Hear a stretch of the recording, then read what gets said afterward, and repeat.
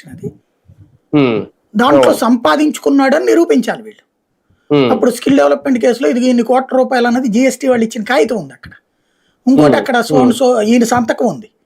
ఏది ఆ సదరు సంస్థకి డబ్బులు ఇచ్చేయమని చెప్పి అదేమో ఒప్పందం చేసుకుంది ఒక సంస్థ అయితే డబ్బులు ఇచ్చింది ఇంకో సంస్థకి అన్నది. అట్లాంటిది ఏదైనా దొరికితే వేసేస్తారు ఇక్కడ. జగన్ ఆర్థిక మూలాల మీద దెబ్బ కొట్టే ప్రయత్నాలు ఏమన్నా మొదలు పెట్టిందా ఈ ఏడాదిలో? అందుకనే నిన్నగాక మొన్న భారతీయ సిమెంట్ కు సంబంధించి ఆ సున్నప్రాయి గనుల లీజు అప్పట్లో జగన్మోహన్ రెడ్డి ఉన్నప్పుడే అక్రమంగా కట్టబెట్టారు అనే అంశాన్ని ఇప్పుడు తెర మీద తీసుకొచ్చారా? ఎలా చూడాలి? ఇవాళ ఏంటి జగన్ లేకపోతే రాజశేఖర రెడ్డి కుటుంబ ఆర్థిక మూలాలను దెబ్బతీయడం అన్నటువంటిది ఇవాళ కాదు, దశాబ్దాల నుంచి నడుస్తుంది. వీళ్ళు ప్రయత్నిస్తూనే ఉంటారు. దానికి రివర్స్లో ఇక్కడ వీళ్ళు కూడా జగన్ కూడా అదే ప్రయత్నం చేశాడు. కాబట్టి ఎవరికి వాళ్ళు అధికారంలో ఉన్నవాళ్ళు ప్రతిపక్షంలో ఉన్నటువంటి వాళ్ళ ఆర్థిక మూలాలు దెబ్బతీసేటటువంటి ప్రయత్నం అనేది ఇవాళ కొత్త కాదు.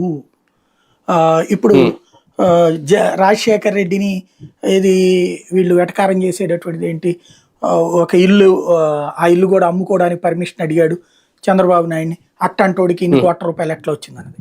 రాజశేఖర రెడ్డికి అప్పటికే 100 కోట్లు ఆస్తుంది. ఆయనకి ఇడుపులపాయల ఇల్లు ఏమైనా కొత్తగా కొన్నాడా, కొత్తగా ఏమైనా ఆక్రమించుకున్నాడా? రాజారెడ్డి ఉన్నప్పటి నుంచి లేదేంటి అక్కడ. కాకపోతే అక్కడ బంజారా హిల్స్ లో ఉన్నటువంటిది ఆ దాన్ని ఏమంటారు పట్టా భూముల కింద ఉన్నటువంటి వాటిని కొనుక్కున్నాయి అందరూ కూడా. అది కన్వర్షన్ పర్మిషన్ తీసుకోవాలి, నాళా పన్ను గట్టి తీసుకుంటారు. అది దానికి పర్మిషన్ అడిగితే పర్మిషన్ అడిగేటప్పుడు ఏం చెప్తారు, నా దగ్గర ఆర్థిక స్తోమత బాగాలేదయ్యా, ఇప్పుడు మనం పెట్టేయని అంతే పెడతారు కదా. అట్లా కాబట్టి ఏం చెప్తే దాన్ని బుచ్చుకుని ఈ దశాబ్దాల తరబడి ఏం చేశారు, రాజశేఖర రెడ్డికి ఏం లేదు